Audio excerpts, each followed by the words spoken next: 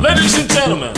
Hi guys! Today's video ay sasagot tayo sa mga tanong dahil nung nakaraang araw ay nag-post ako sa Facebook page ko at saka IG story na pwede sila magtanong kaya sagutin na natin ngayon. Ito una, si OG Nick Grajo. Idol, bakit hindi ka mag-stick na lang sa 3 position? Total coach Gabe na sa coaching staff na at fast game naman laruan nyo. Idol, kung ako lang masusunod, pwede naman eh. Pero kailangan sundin natin si coach kung ano yung gustong gawin. Kulang kasi kami sa big kaya nagiging 3-4 ako ganun. Hindi talaga consistent yung pagiging 3 ko. So ganun lang. Kung saan tayo ma-posisyon, eh, tatanggapin natin, di ba? Next. Ito si Wilfred Cecilia Amodia. Ay, Amodia din to. Brad, bakit gwapo mga Amodia? Ayun na nga, hindi natin alam kung bakit gwapo mga Amodia. Kaya siguro nagiging natural na lang yung pagkagwapo ng mga Amodia. So, okay. Dahil na rin siguro sa ninuno natin, kaya yung mga Amodia sobrang gwapo. What is that? Ito naman galing kay Yui Chin. Actually, dalawa yung tanong niya. Ito yung una. Sa paglalaro po ng basketball, ano-ano po yung mga kahinaan nyo? Siguro lahat. Kasi kailangan ko pa i-improve lahat yung mga shooting, dribbling, defense, palaki ng katawan, pabigas ng katawan, ganun. Kaya kailangan pa i-improve. So ito naman yung pangalawa.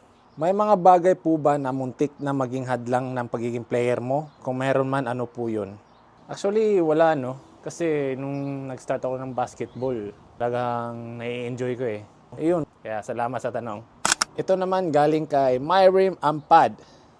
Totoo ba binigyan ng Ross, the sniper, ng 1-season contract para may retirement jersey sa Ross? Nang nabasa ko ito, hindi ko na intindihan kung sinong the sniper na galing Ross. Kaya hindi ko pa masagot. Idol, kung meron man na balita ganito, magpo-post naman agad yung bayan ng Ross eh. Kaya antay na lang siguro kung meron man. Next naman si John Lester Dumancas. Masipag ba sa practice si Andre Karakot? Oo naman, syempre. Kaya ipapakita ko sa inyo yung kasipagan ni Andre Karakot. Ganyan, no? Ganyan siya kasipag. Kaya hindi nyo lang talaga makikita yung kasipagan niya. And dahil sa kanya, nahawaan ako sa kasipagan niya. Lagi nag-weights, nag-extra shooting. Sobrang sipag yan ni Andre. Power nap. Ito naman galing kay Agaton Vanzuela. Sino best friend mo sa Ross Lodz? Actually, silang lahat, no? Bigan ko silang lahat. Kasi start ako ng basketball. Masaya dahil marami kang kaibigan na makilala. Silang lahat kaibigan ko. Best friend ko silang lahat. Wow! Ito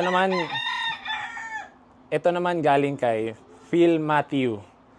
Idol, ano ang pregame ritual mo? At sino ang pinakamahirap bantayan na player sa PBA at bakit? Salamat sa sagot. Mabuhay. Ayan.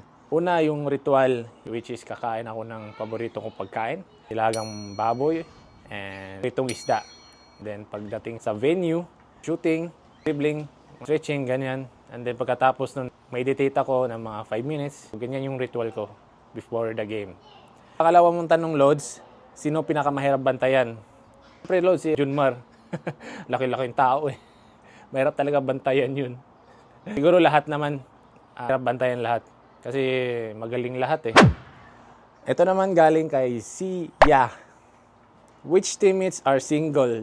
English to guys. So, syempre, English natin to. Walang halong Tagalog para maintindihan, di ba? Maybe,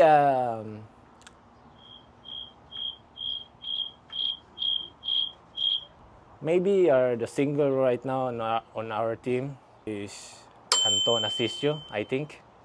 Because the half of the team is married already and have a kids, you know. Okay. Also, the other have a girlfriend. Then Anton Asisio is the only I know that no girlfriend. What a nice, right? Wow! Ito galing kay Belinda _1013. I went to watch our US to guys play the Jones Cup every day last year. Do you like Taiwan? Siyempre po, gustong-gusto ko po yung Taiwan. Lalo na yung pagkain. Kaya ito yung next tanong niya. What is your favorite Taiwanese food? Actually, marami. Marami akong pagkain na gusto. Yung hot pot na pinuntahan namin ni Andre. Mala hot pot. Kaya yun yung masarap guys. Mapunta kayo sa Taiwan. Ayan, try nyo yung malahat pat. Sobrang solid. Ito naman galing kay Vin Coizon. Dalawa rin yung tanong niya. Sino pinakapogi sa Ross Loads? Sino pa ba? Hindi ako. Joke lang. Siyempre, pogi kaming lahat. Ito yung pangalawang tanong niya. Bukod sa basketball, ano pa hilig mo gawin, Loads? Video games. Mahilig ako sa video games. Kaya yun pa yung hilig bukod sa basketball. Maraming salamat sa mga nag-comment, nagtanong. Kaya I hope na-enjoy nyo yung itong video. Kung na-enjoy nyo, paki-like and share. Kaya hanggang sa muli, paalam.